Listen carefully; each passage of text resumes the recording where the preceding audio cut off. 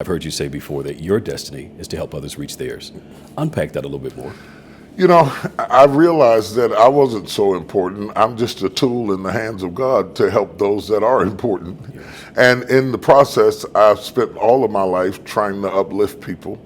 And in the process of uplifting them, it has helped me to be lifted. And I wrote a book called Destiny because I realized that my life was orchestrated by God. I can see it now. Yes. I believe that all of our lives are orchestrated by God. I think that the more we line up with His plan rather than developing our own plan and trying to get God to bless it, we would be far more effective. I wrote the book to challenge people to better understand that there is a magnet that draws us, a compass that pulls us, a power that helps us to align with where we really ought to be in life. Yes. You started to talk about the book. Let's dig into it a little bit. Okay. But before we get into the inside of this book, I want to take note of the outside.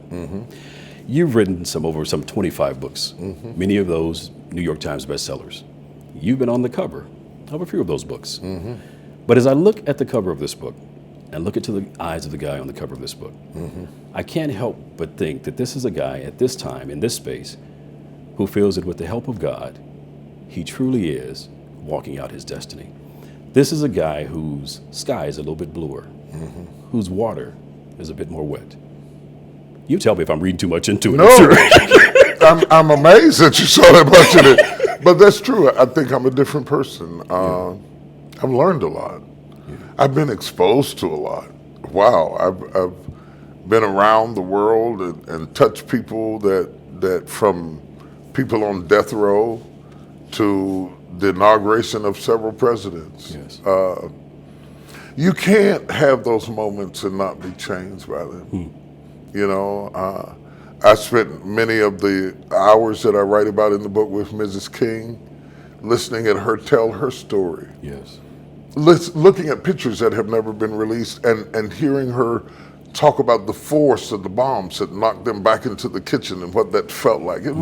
Those are gifts, you know? Yes. And so the eyes that you see staring back at you out of that book are eyes who have met witch doctors in Ghana, who have been up in the hills of West Virginia with snake handlers, who have been the guest of kings and princes around the world, literally. And learn some things that I want to put in the hands of people who may not have those experiences, who may not be in the back room before Whitney Houston's funeral and see the atmosphere in the room, or at the National Cathedral with the president and the vice president in the middle of a national tragedy. Yes. It is not the moment that I can give you, but the wisdom that is extracted from those moments, I can print into that book and share it with you. Your story may not be my story, but it may help to facilitate your story.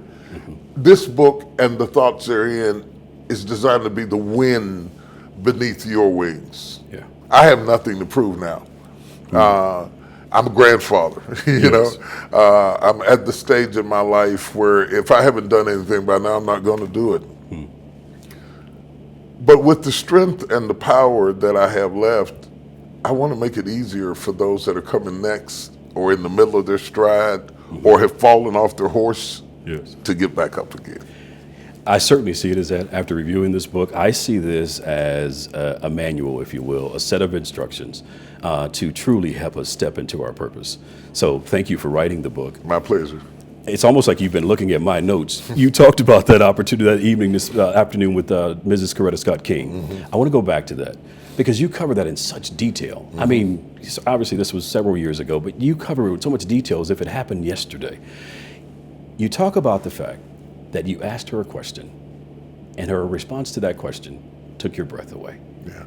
Share with us the question and what transpired afterwards. I wondered why she never married again. You know, she was a fairly young woman when Martin died, and I thought it was amazing that she never married, and as far as I know, never really dated again. She said that it was her destiny to play that role, to be his wife. She said that Dr. King was a tough act to follow. And I certainly concur with that, you know. How do you come behind, And that she accepted that as her assignment in life. She knew clearly what she was here to do and to be in a way that I think few people do. Can you imagine the seduction of being Mrs. King and to have that King name, to take it and exploit it in some way or use it in some way? And yet she remained classy all the days of her life because she knew who she was. Yes. And I wrote about it with passion. Mrs. King was a schoolmate with my mother. So they both went to Lincoln High School together in Marion, Alabama. Yes. And I grew up listening at my mother talking about, as my mother would say, how Coretta could sing. And she had a beautiful voice, you know. And so we had the same memories. She knew all of my aunts. She knew where my grandmother lived. We had so many memories together.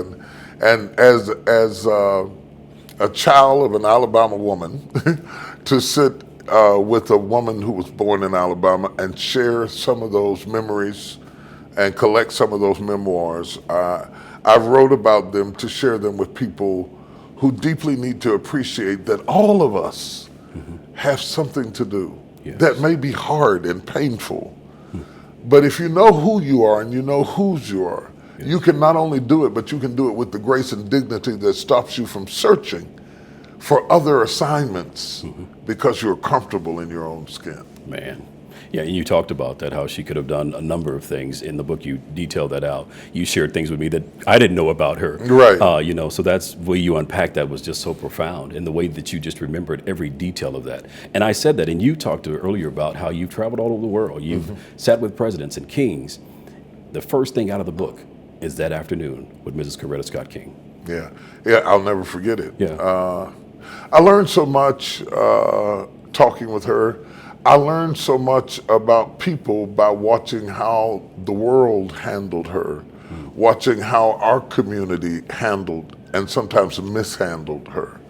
I learned the cost of being a hero, how much it costs in a personal way, your personal expense, how people can idolize you and at the same time ignore you. Yes. It's shocking how you can be well thought of and still be neglected. The oxymorons of success. It was something I'll never forget. You know, it was a schoolmaster moment. Yeah, it was a tutorial. Yeah, that and meeting with Rosa Parks. I can still feel Rosa Parks' hands on my head. As she patted my head. She was in a wheelchair. Yes. Out in front of a little place she was staying in, an apartment in Detroit. I can still feel the touch of her fingers on my head and the words that she spoke in my ear, and how blessed I was to fondle history, to be touched by somebody who stood for something. Yeah. It was Man. Yeah. Yeah, you give us those type of moments in great detail in here. This book is on the heels, or your New York Times bestselling book, Instinct. Yeah. I love how you lay out the fact that instinct is how we are wired, but destiny reveals why we're wired the way that we are. Exactly. Talk about that some more. You know, if I wire a lamp and do it exactly right until I find the plug, it will never shine. And we do all of these things for self-development, and that's what Instinct was about, finding who you are at your core and finding out your gifts and talents. But if you don't find the plug, you'll never shine. Destiny shows you how to be grounded into a place where you fit, how to resist the urge to run, because we are such runners. And sometimes we run from our own destiny. I cannot tell you how many times, Chris, God had something for me that I didn't choose for myself. The moments in my life that I thought I was too small to stand that tall. Opportunities that came to me that scared me to death and yet allured me like something you would not believe. I'm in the middle of one now. Yeah. And that allurement and that intimidation cohabitate in the same room. They're roommates together. And so you can be drawn towards something and yet be horrified by it. Yes. And so I begin to talk to people about that, what goes on inside Yes. of people who are drawn toward destiny. And I'm already excited. There's so many people. There's already a great buzz about the book. The book is already being pre-ordered everywhere. And it's exciting to see that I can have that kind of conversation with people that I may never get to meet. Yes. Chapter 3 certainly resonated with me. You talk about how we can want to hasten the process to destiny and how we try to avoid the steps.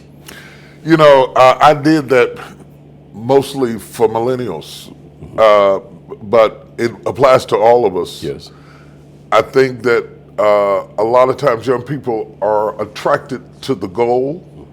They're attracted to the trophy, but don't want to run the relay. Yeah. They want the commendation, but they don't want to put in the sweat. And it sounds like a criticism, but it's more of a critique, as it were, because the real gift is never the trophy. You'll leave it on the mantle and forget it was there. The real gift is what you learned while you were running the laps. Yes.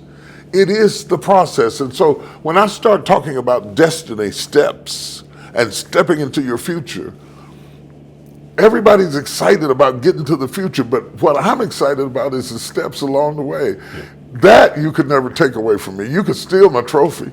Right. You know, you could just OJ had his trophies taken, but you could never take away what he learned while he was on the field. Those things nobody can ever take from you. Those moments in your life where you scuffled and struggled and had to pull yourself up, that's the real treasure of life. And you see how I'm getting passionate about it? Yeah. But It's good stuff. We like it. Yeah, More. it's really important that we are not so goal-oriented that we ignore process, because the process brings its own gift. And I found that if you give people the results before they had the process, they'll end up losing it. Yes. What gives you the ability to maintain it is building it yourself. Yes. And so I have a strong conviction about due process. I don't believe that it is important what you give to your children as much as what you leave in your children. Man. If you give more to them than you gave in them, they will waste everything you left to them. That's good. You talked about that whole thing of respecting the steps and establishing order. And one of the things you mentioned is when your life is ordered, setbacks and disappointments are regarded as commas and not periods. Absolutely. That'll preach on a Sunday morning at 10 o'clock. Huh? Yeah.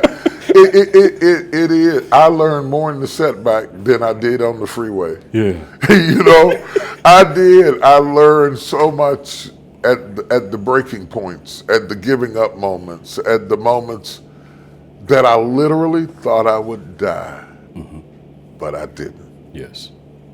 I really thought this was the big one. You know, friends, this is the big one, but it wasn't. Yes. And having crossed to the other side of it, it gave me far more than it took from me. Yeah. It really, really did.